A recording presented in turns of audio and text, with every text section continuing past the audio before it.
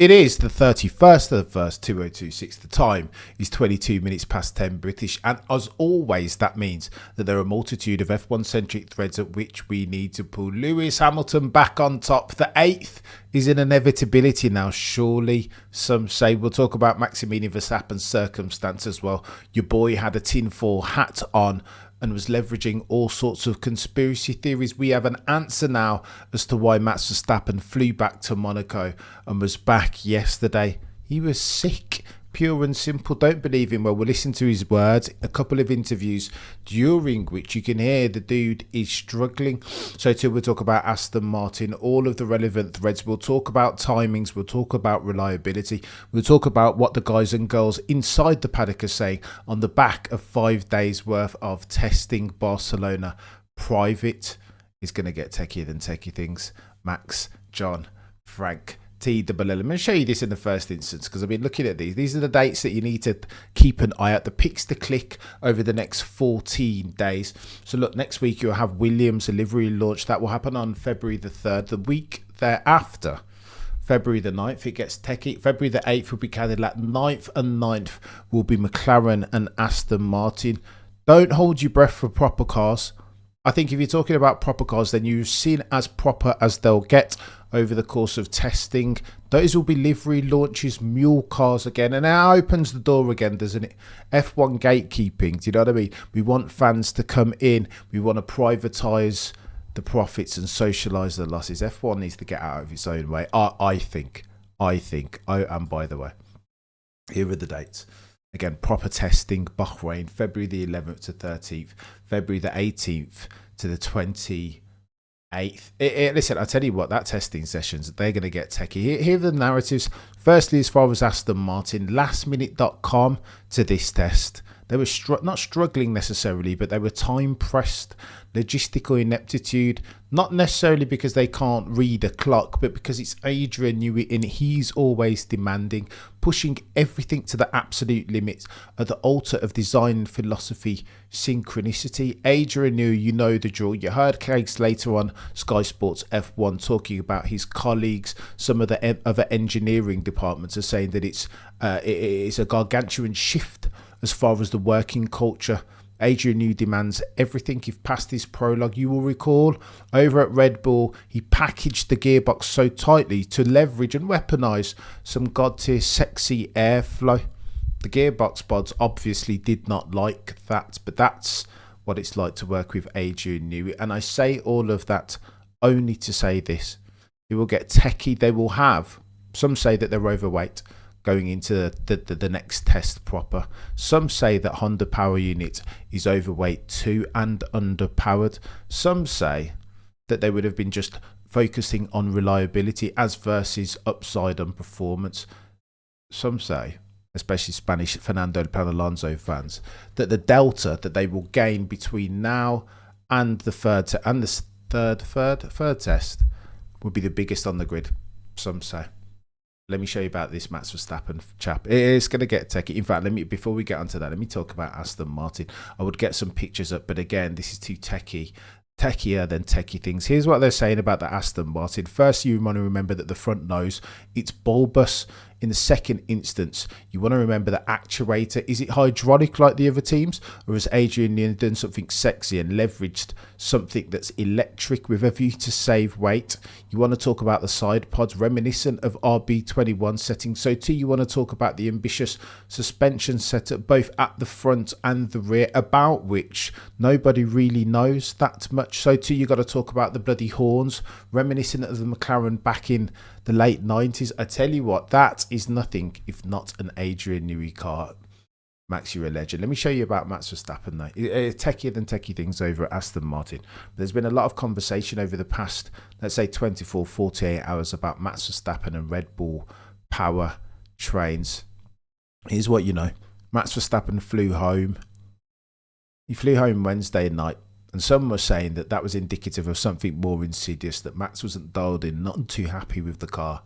However, sometimes you've got to leverage Occam's razor, because now we know that Max Verstappen was nothing if not sick. Just wanted to go home, do some sim racing, and watch his beloved PSV Eindhoven lose.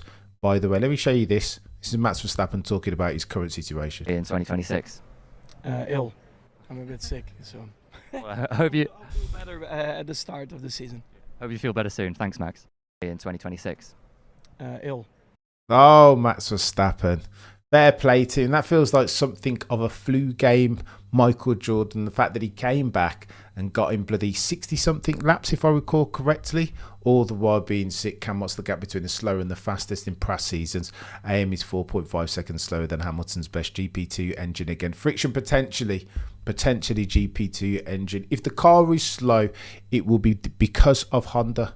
They will be the bottleneck in this Aston Martin equation. But let me show you Max again, talking about his sickness or just being ill. It sounds like flu, right? His voice very hoarse. Overall, pretty decent. I mean, the first morning I didn't get to do too many laps, also with the weather basically.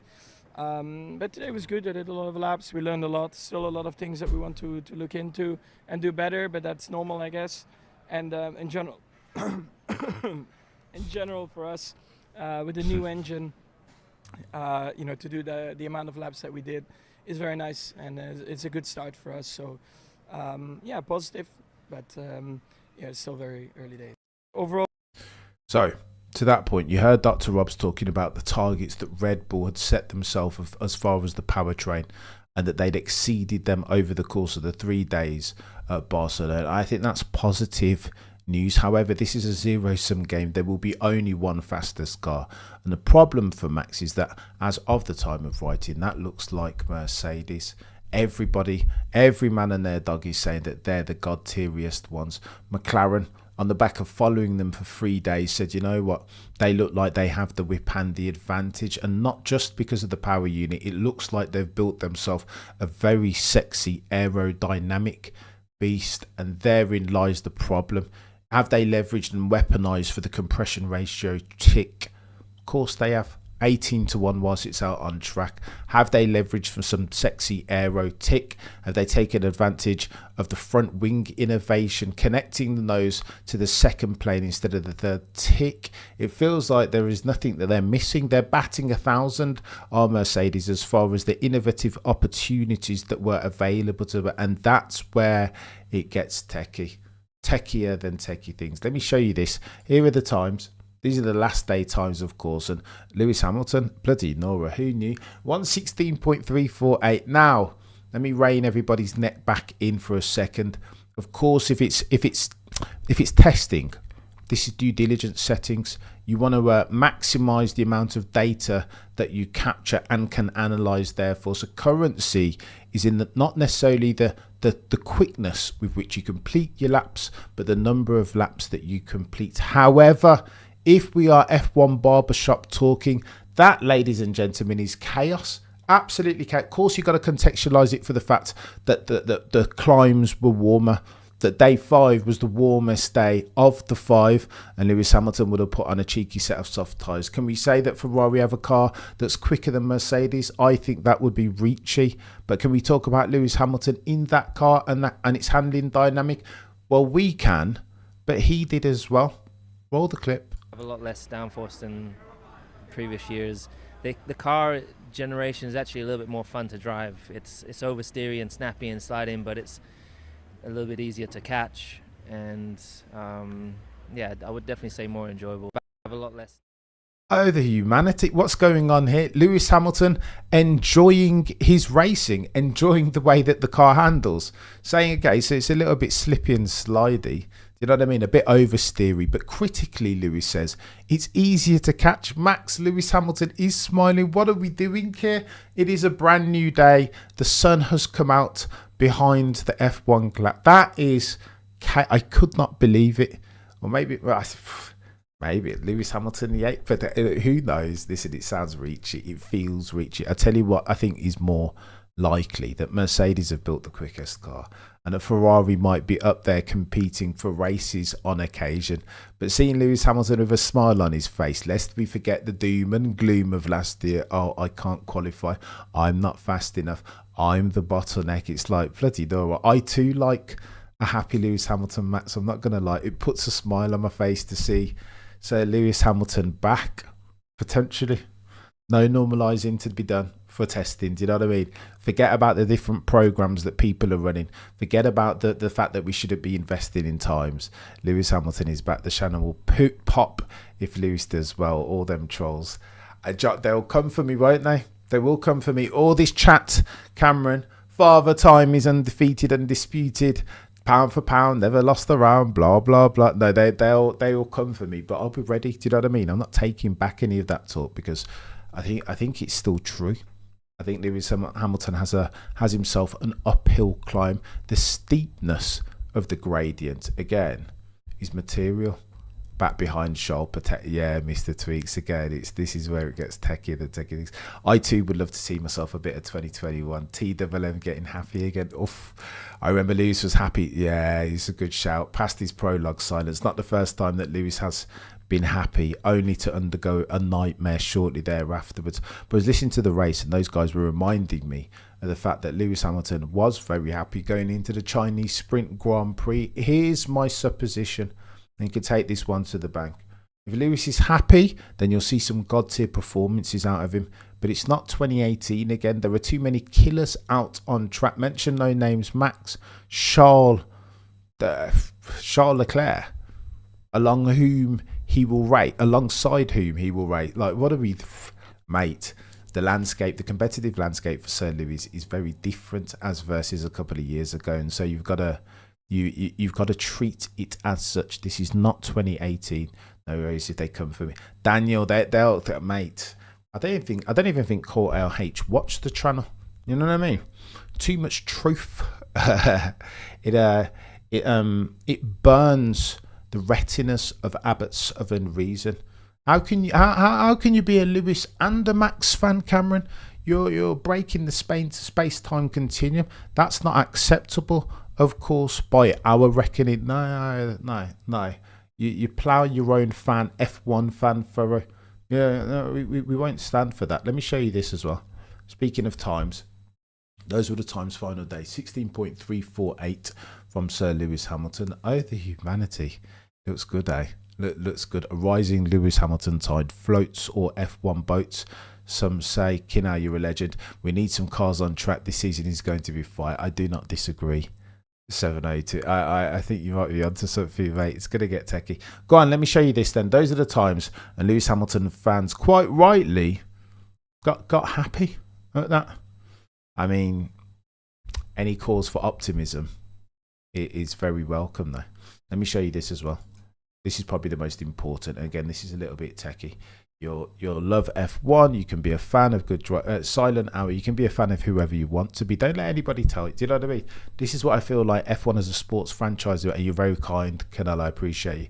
This is what I feel F1 has been doing for the longest time, being too instructive and prescriptive around how and why and who you need to like or dislike as an F1 fan.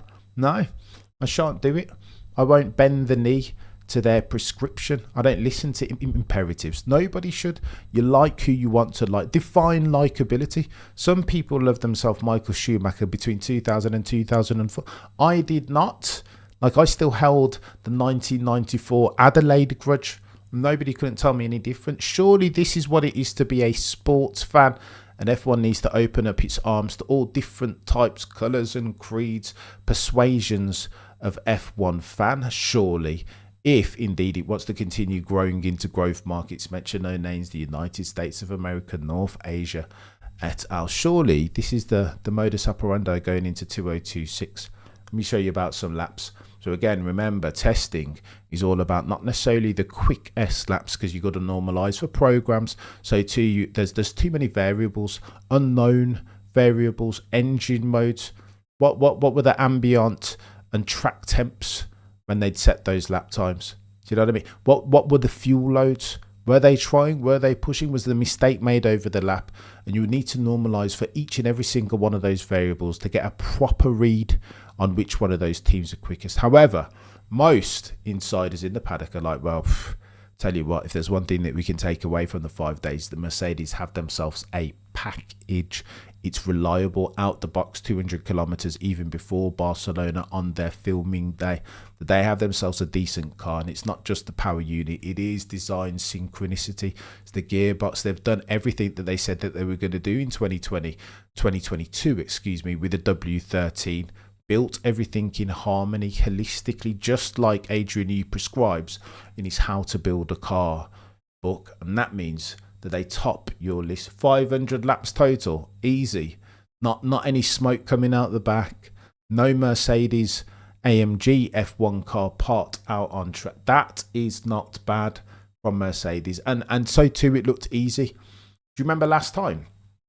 Testing. The McLaren, that everybody spoke not necessarily of their speed, but the ease with which they access it. That was the story this time last year as far as McLaren were concerned. And I think this is the same thing. There are parallels between that McLaren MCL 39 and this Mercedes, the W70. It just looks easy. You know what I mean? You got Kimi Antonelli out here just going quicker. I just think it is the ease with which they access. And again, it feels like they've learned from their mistakes of Christmas past. Lest we forget, in 2022, when they divested erstwhile in 21 out of that car and decided they were going to focus on 22, all that they ended up with was nothing, nothingness in their hands. Poor performance, not necessarily poor performance theoretically, because we know that their performance curve, some say, was infinitely high. But the problem was it was infinitely narrow. They couldn't access it. The W13 then, again, it was quick in Brazil, wasn't it, that year? But the problem was only one of 365 days a year, bloody full moon settings, high altitude tracks. It was a diva. It was too hard to access the upper echelons of the W13's performance curve. Now that these guys and girls are just smashing out the laps ad nauseum almost, it feels like they reversed that. That there is performance in that car, and it's very easy to access. 500 laps of Mercedes, they have the whip hand, and I'll show you there's a lot of money coming in for King George Russell, but they need to put some respect on Kimi Antonelli's name, lest we forget 2007, Sir Lewis Hamilton versus Fernando Alonso. F1 history, some say, doesn't repeat, but it does rhyme. Ferrari nailed themselves 437 laps. Don't hate that. Reliability, and as well, I suppose the context for Ferrari is this. They said that they were bringing a Spec B car, didn't they? That they only wanted to see about reliability here, and that performance was going to be the conversation that they would have in a couple of weeks' time when they get to Bahrain. Haas nailed it. I mean, that Ferrari power unit that inhabits the Ferrari car and the Haas car is nothing if not reliable. 391 laps total over the course of the sessions for Haas. Alpine too. Listen, it's going to get, I tell you what, he's going to get techie. Then you've got the PUs at the bottom. 1135 from Mercedes. Ferrari getting nearly 1,000. Red Bull, Ford 621. Listen, I can't wait. I'm here for it. Give me short corners. We'll have King George on the long run. Go on then, let's talk about... this is a Mr. Windsor terminology, and he'd be better explaining it than me. Let's talk about the short corners of Kimi Räikkönen. So I think when Mr. Windsor talks about short corners, we're talking about low minimum speed, medium duration turns, right? And it's about Kimi's ability to take the shortest, not just the geometric racing line, but to travel the shortest distance. Because if you can do that and get the car rotated, manage to balance the car around the limits, on the limits of adhesion, and get the car rotated, then that'll be quicker by dint of the fact that you're traveling a much shorter distance. But again, that I think Mr. Windsor's short corners only applies on lower speed turns. But what do I know? I'm a numpty. I only remember who came second. Max, Lewis, Alonso are all legends. How can you not like legends? Some people don't understand F1. I'm with you on the former, Daniel, but I don't want to do the gatekeeping thing, because we've been gate kept enough by the powers that be in the sport that is F1. I can't do it. Go on then, let me show you this. There's a couple of different things I want to show you here. As far as the odds, let me show you. This is important. Go on then. Right, here we go. This is what you need to know about Peter Windsor. Do you think you two will be able to stream together? Daniel will be talking. There will be a Peter Windsor conversation on Monday, I promise. because I need to pick his brain on which one of these teams and drivers therefore are going to win. But let me show you this in the first instance. This is important. Poly market, and again they're reflecting the odds as they change, because more or less money is coming in for one of the eventualities. So here, let me show you this in the first instance. These are your odds, and again, this is not financial advice. If you're not a betting degenerate already, then do not become one. George Russell currently, though, for the Drivers' Championship is hot favourite. They say if you run a simulation 100 times of the Drivers' Championship under the current circumstances, that George will win 32% of the time. Max Verstappen is your second favourite, 21%. But look, Max is losing ground. You can see that 9% next to Max's name, meaning that money is not coming in for Max Verstappen. Therefore, the odds makers are having to make his odds more attractive. Lando Norris, again, drifting 12% of the time, 14% down. That, ladies and gentlemen, is chaos. Alonso, still big money coming in for the chap, the Spaniard, on the back of the God tier Aston Martin. Let me show you the trajectory, though. It's important. A couple of weeks ago, as recent as December the 4th, Max Verstappen was the favourite, 24%. George Russell was the second favourite on 22%. Lando fairly close on 19%. Look at where that's gone, though. So again, the paradigm shift is here, right? As soon as we get to testing and that they bring out the W17, it's like, oh, so last week, everybody, loads of money in the know and casual coming in for King George Russell. Now sits at 32%. That's chaos. So this is money coming in for George and money not coming in for Max Verstappen. How chaotic is that? I'm telling you, we're in for a season, ladies and gentlemen, of the F1 jury, and I am here for it. Go on, and let's go back over. Let's talk F1 now. This is your time to get in the chat. This is Q&A now. I've always how technical are the drivers? I've always thought how technical the drivers are when it comes to science and engineer. Depends, truth. It does depend.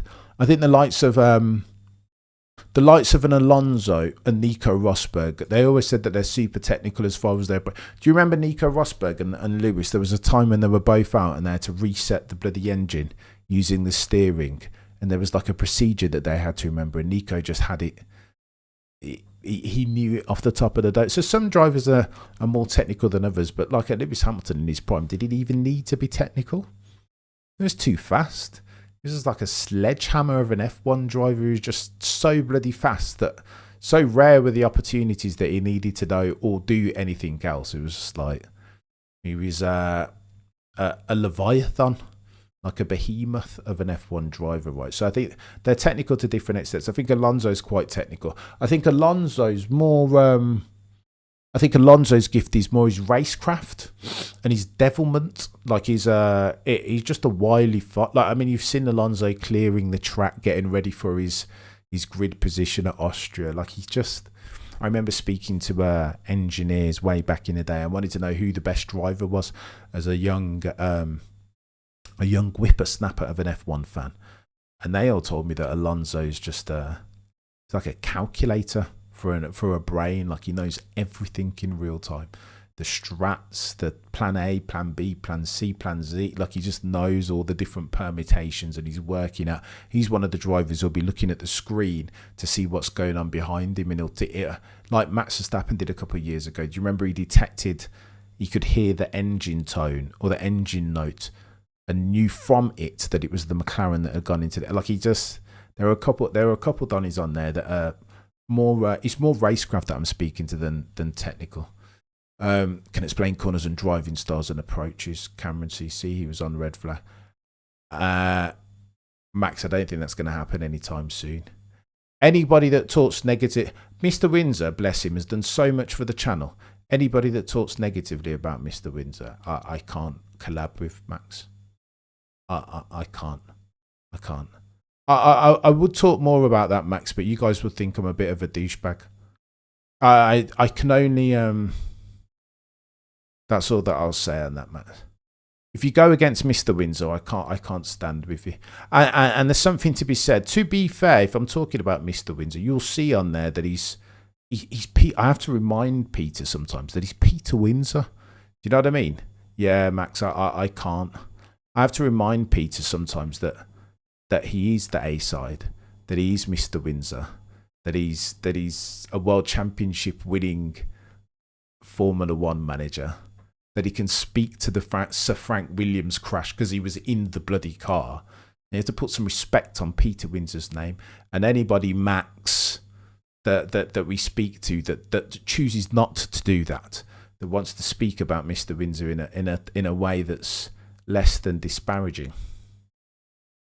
I don't know. And I was going to say actually about Mr. Windsor, for all of that experience, humility is not something that he lacks. Whereas the person to whom you speak, Max, I don't know. Can you be a driver coach if you don't coach any drivers, Max? When Aston Martin is that good as it seems, why not ditch that strolly brolly? What are you talking about, Doth? I have no clue. TWM loyalty, 100% TWM. We don't mess about here in these F1 streets. Aston Martin is a different designer. I hope it will be good. He's a legend. Doesn't mean I have to like him. John. Who are you talking about, John? Professor Windsor. Don't worry about it, mate. It's your channel. Talk your perspective. 100% zero.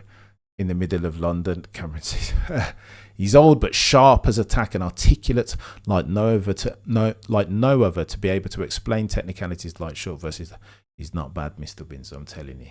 He's not bad, Mr. Windsor. Go against Mr. Windsor. But Peter keeps mixing up tight lines and short corners. It's not his fault. He's just trying to clear things up. Yeah, Miami, there's a way to go about that though, right? There is a way to go. I'll give you an example, chap. I had a friend once upon a time who I helped a lot as far as his channel, and I put him on, and like, you know what I mean? Like he came on and did really well off of, and I'm not going to mention any names, did really well off of the collaboration. And you know what that fella said to me? Well, I'm helping you as well.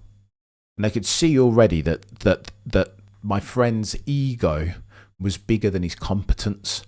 And I just did one of these. In addition to the slandering of Peter D. Windsor. Like, if you want to go to Peter D. Windsor, then there's a way to do it.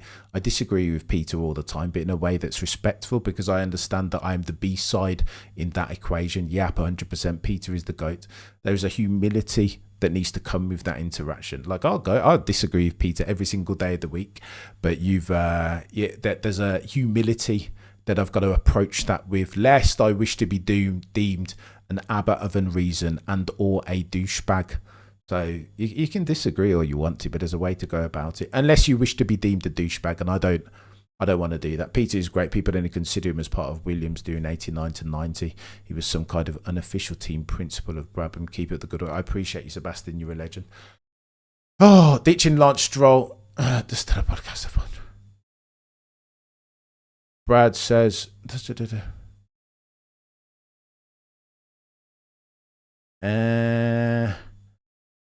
Brad, touche, sir.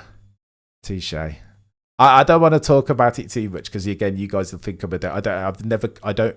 I didn't set up this channel to talk badly about anybody, good relationship or bad. You know what I mean? That would be disingenuous of me. Mr. Windsor is a walking, talking encyclopedia. Always enjoy when he goes back to the 50s and 60s. He just knows a lot, Lange. I'm telling you, you would be surprised. Like a lot of Peter's knowledge, bless him.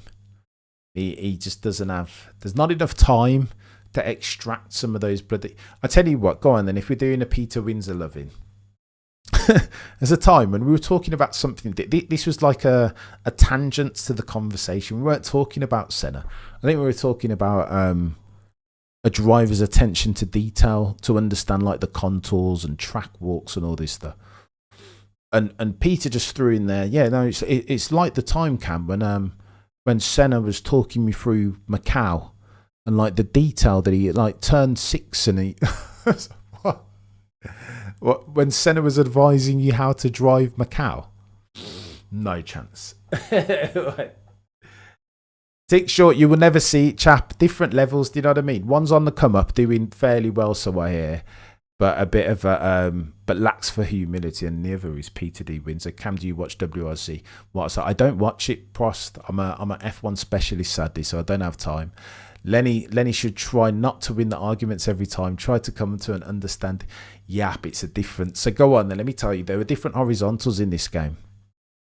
Yeah, no, it has turned into. I mean, you got to give Mr. Windsor his flowers. You have to. You one must. The amount of time. He's just TJ. He's Mr. Bloody. I have to tell him, you are Peter D. Windsor. He can't be rolling around with like Joe Blogs content create. Do you know what I mean? Like, no, I wouldn't even. Why would he engage? No, he's Peter bloody Windsor. For flip's sake, you can't.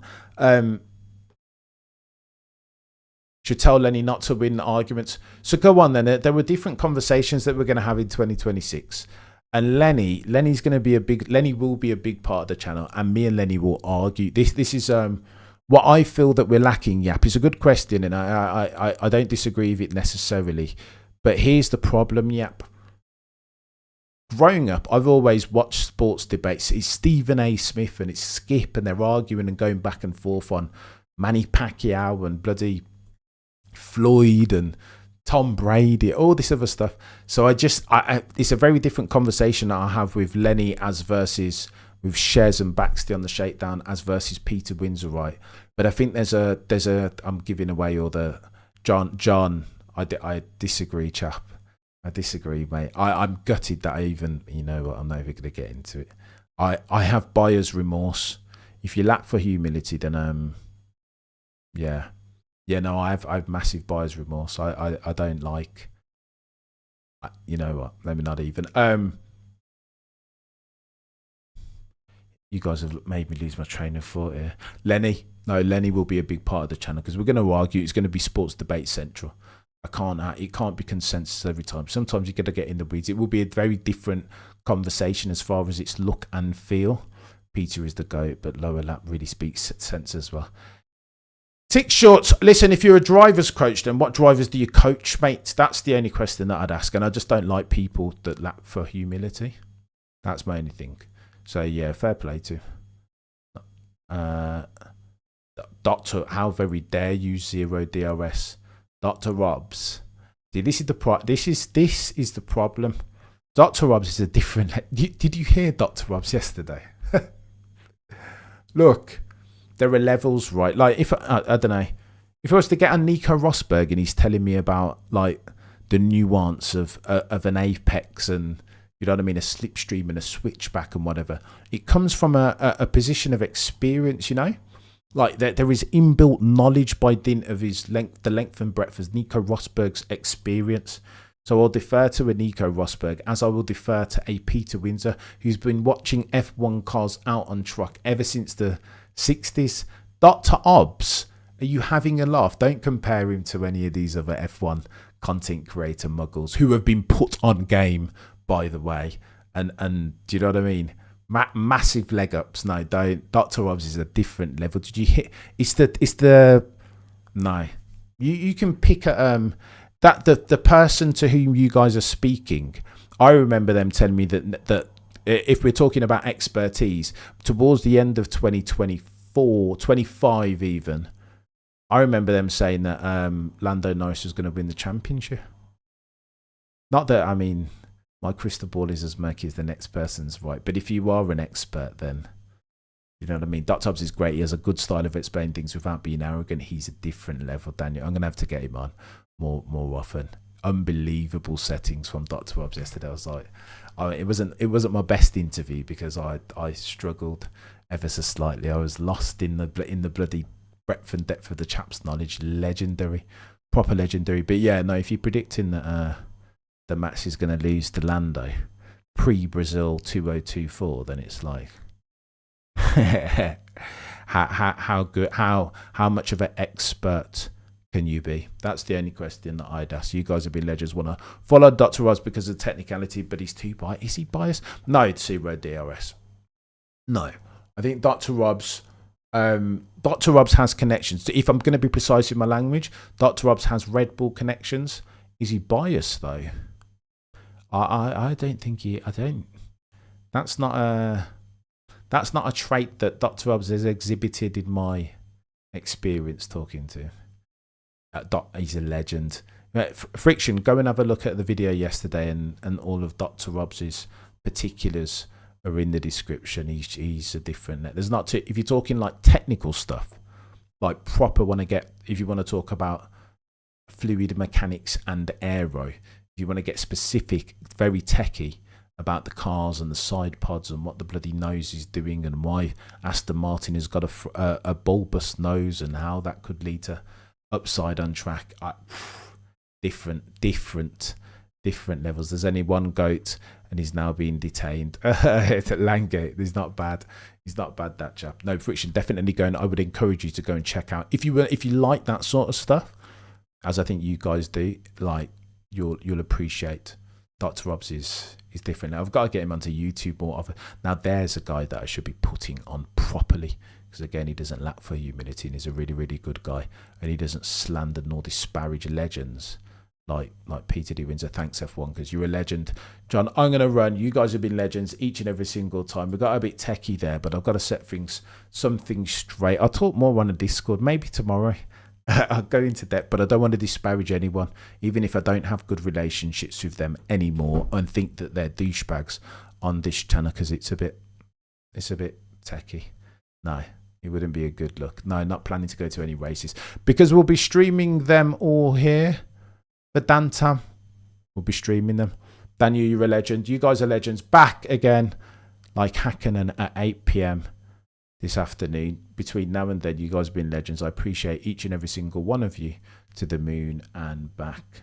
What are we doing?